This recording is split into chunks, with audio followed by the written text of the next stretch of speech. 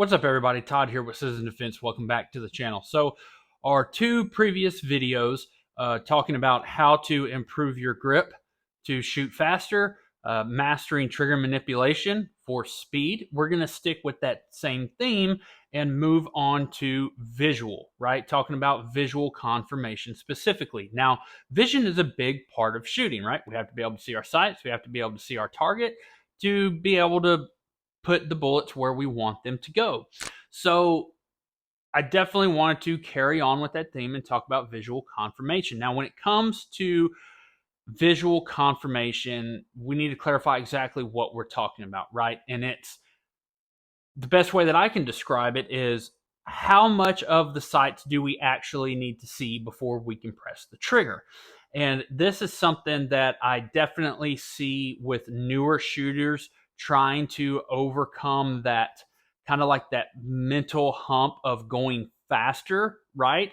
It's the we have to see the sights crisply and cleanly and absolutely still before we can press the trigger. And all that does is just cost us time, right? We're never going to get faster if we do that.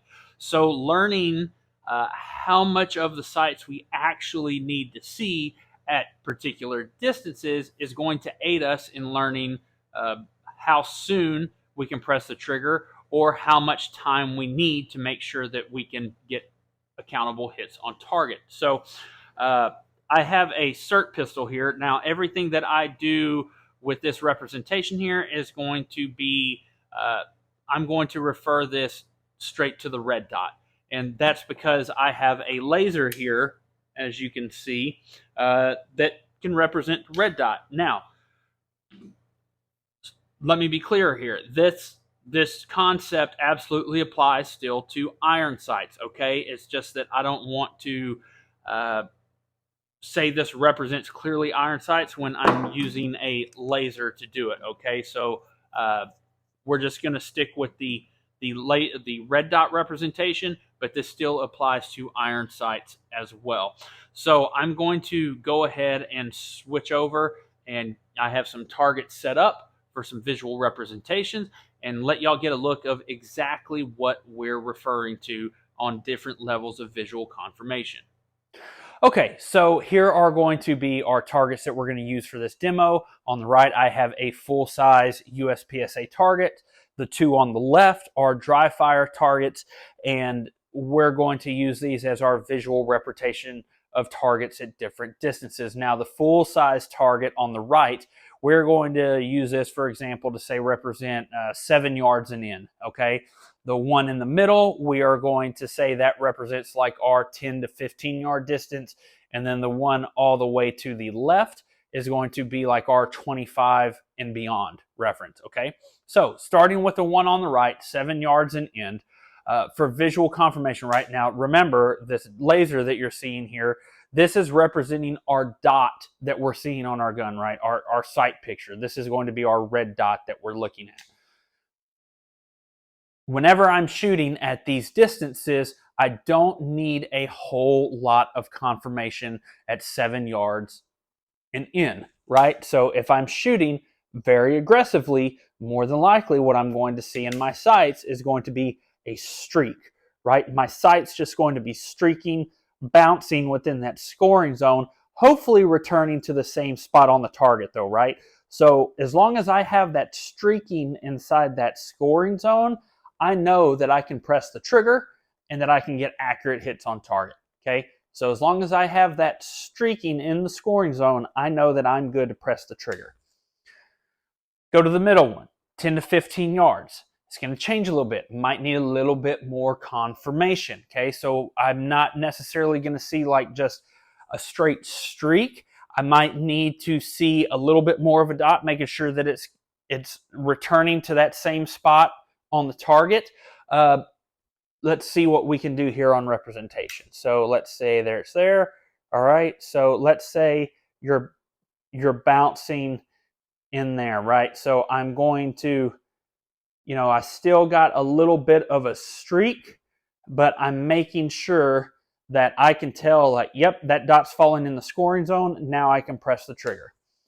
let's go over to the 25 yard and out representation, okay?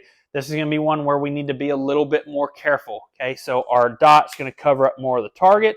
So we're going to need to make sure that of where our sights are in correlation, in reference to the target, to know that, okay, yep, that's good, that's where it needs to be. I can now press the trigger. But we're not waiting forever, right? As soon as we confirm that the sights are where they need to be, we're pressing the trigger. So here's our sights. Boom, boom, boom. Okay. So as you can see, you don't have much of a streak. You got a crisp dot, but it's just enough time for you to tell, like, yep, as soon as it falls in that scoring zone, I can press the trigger again. And this is the best way that I have come up with to kind of articulate a visual representation of different levels of visual confirmation, how much of the sights we need to see to guarantee our hits. Okay, so as you can see there, we had 3 different size targets representing 3 different distances, and we had to kind of change our level of confirmation of what we're seeing in our red dot to know, like, hey, this is okay for me to press the trigger in here, or okay, I need to see a little bit more before I can press the trigger.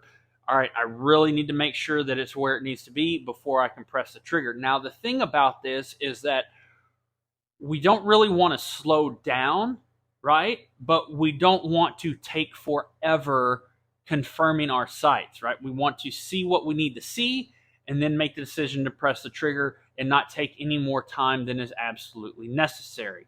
When it comes to different levels of visual confirmation, people can place them in a category like level 1, 2, 3, 4. When I am teaching this to students, discussing it, I don't place it at different levels. I explain it and demo it to them like this. And then whenever they get to particular distances, let them experiment with it so they can kind of figure out what levels of visual confirmation they have for them. Now, the 25 to and beyond size target that I had there, the representation of that, that was going kind of slow. Am I telling you that these speeds of what I'm showing you here, this is what you need to do? No, you have to figure out what your eyes can process. And that's ultimately what visual confirmation comes down to. What feedback and information can we process from our sights to let us know that, hey, I can press the trigger now, or I need to wait a split second before I can press the trigger. That's all it comes down to. There are top shooters out there that can shoot at 25 and beyond very aggressively and with a very high level of accountability. And that comes down essentially that they can process the information faster, right? They can process the information, what they're getting from the sights in relation to the target faster than most of the rest of us, okay? And that's what it comes down to, is just understanding that feedback, how much we need to see, not wasting any more time than we need to. And once we kind of understand that visual piece, we can start adjusting our shooting to particular distances and even start progressing faster, right? We can push our visual confirmation levels. So if we say, yep, I need to see this to shoot accountable, I'm going to go a little bit faster and see what I can get away with, what information I can process. Okay, you can do that at any distance. So I hope this makes sense for everybody out there, especially new shooters trying to figure all this stuff out. If you like what I'm doing, please share these videos with your friends, like this page, subscribe, and get down in the comments. Let me know what your take is on visual confirmation. Do you prescribe by certain levels? Yep, this is what I'm looking for at these distances. Or do you just grip it and rip it? Okay, I think it's fun having conversations with y'all. The past few videos, I've had a great time in the conversations in the comments. Let's keep that going. I hope everybody had a wonderful week, and y'all stay safe.